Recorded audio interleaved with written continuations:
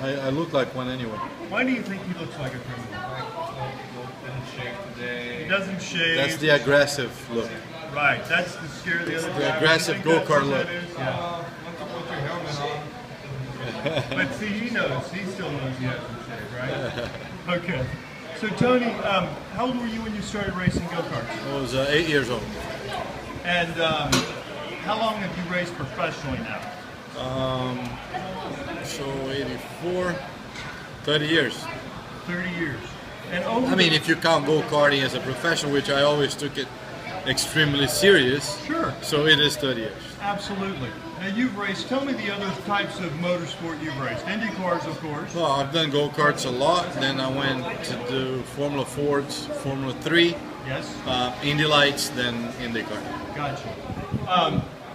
And so throughout the course of your professional driving career, where you got paid, tell me why you kept going back to the go-kart track. Well, I mean, you know, I think go-karts are the roots, and that's where you learn the most. Why is that? Well, first of all, you start really young, and that's when your mind and your body, everything is more like, if you can see successful athletes, they started early, and this is where we started. And I think there are things in go-karts, especially with the reflexes, they are so fast. It's faster than an Indy car. Isn't that amazing? That Which is crazy. I mean, we're not talking about a go-kart goes at 400 miles an hour, 300, 220 miles an hour, but it's the reflexes, and that keeps you sharp. So for me, there are a few aspects that makes me coming back, but once I really love it. Sure. Second of all, it's pretty good for my training. I do How go is that? Tell me about because that. of the reflexes, and you know, like, you can go to the gym and simulate your neck exercise, your shoulder exercise, but nothing is like driving. And I can't drive my Indy car every day, Right. but I can drive my go-kart 3 times a week. Right. So I live in Miami, so I pack my stuff and I go to Homestead twice or 3 times a week. Every week I'm home. I have a couple different types of go-karts. I have a shifter, I have a Rotax, and I just go there and I put 100, 120 laps a day, 200 laps a day at a time, instead to go work out, because that's what's going to give me the neck strength, the arm strength, and the shoulders, and so on. So Sure. that's another reason. And now the third reason, it's definitely I started at racing because of my dad, and that What was was that? Tell me about well, that. Dad was a big fan of racing.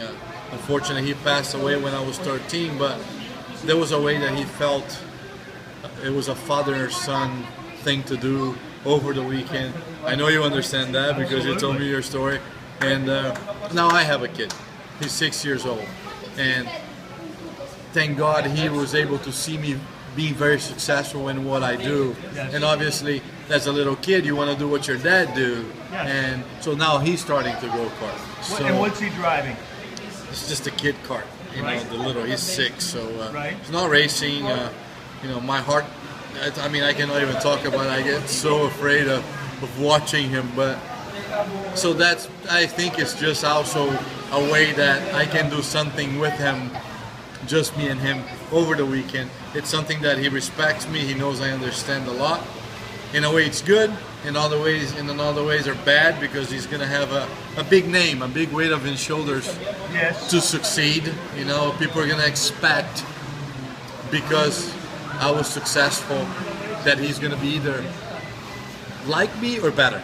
Right. And then I'm trying to teach him, but I think the sport itself, racing, kept me away from everything that is bad in life, drugs, and you know, I had a very like, my life was going to school and racing. And my dad says, if that's what you want to do, you got to be serious about it. So that's what I'm trying to pass it on to my kid. I'm not forcing it. He asked me to go karting. I didn't say, hey, here, you know. So those are the reasons that how go-karts are so important in my life. Now, you know, you've obviously had a great career as a professional driver. You've been famous at it. And yet, it's father and son at the track. And when you go to the track, there's all these fathers and mothers and sons and daughters out there racing together, right? Yeah, I mean, and there I'm just one more. Yes. I'm not Tony Kanaan. Maybe for the kids, they looked at me and they go, "Whoa!" But for the dads, I'm just another dad. I'm the soccer dad. I get mad, I yell, I'm not a good. I think I was talking to Rubens about that. We both have our kids now starting to race, and the best way, I said, we either swap, right, or I'm just gonna be a dad. Like my dad didn't race, but he was a big race fan. But once he understood that he couldn't interfere because it was actually going to cross some lines that maybe he just gave me to the best guy that he thought he hired a mechanic, a driver instructor, and he would sit in the grandstand and just watch. And cheer you on. That's all. And then I think I prefer that way. Yes, sir. I don't want the responsibility because I don't know if I'm going to be a good teacher to my kid to be able to separate the dad passion and the driver passion. You know what I bet? I'll make you a wager. I'll bet you $1 right now. At some point, if you can do what you just said and step back, I bet your son comes to you and says, "Hey, Dad, how about this? Can you help me with that?" But that's fine. But Exactly. I don't want I want him to come to me and ask. I don't want to, because then it's going to become. I remember, like as I tell him things, he feels the pressure to do it. Sure. Like, oh, my dad. And maybe he won't. I don't want that. I mean, I think one thing that was really good in the beginning of my career. Dad took me to the go-kart track, but it was no pressure. It was like, go have fun. But obviously, after you start winning, you add that pressure. But I think he needs that. He's 6. I mean, he's already starting it 2 years earlier than I did. Right. So I don't want that. I don't want him to feel. I said, it's like we're going to Disney World. Right. Go have fun. It's okay to be competitive. It's okay to be mad if you lose. Right. But just enjoy the moment because it's gonna get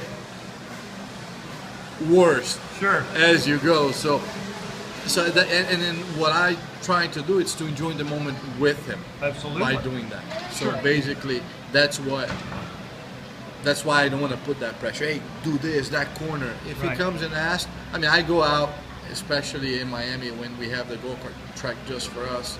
I go out in my go-kart and we run together. Isn't that amazing?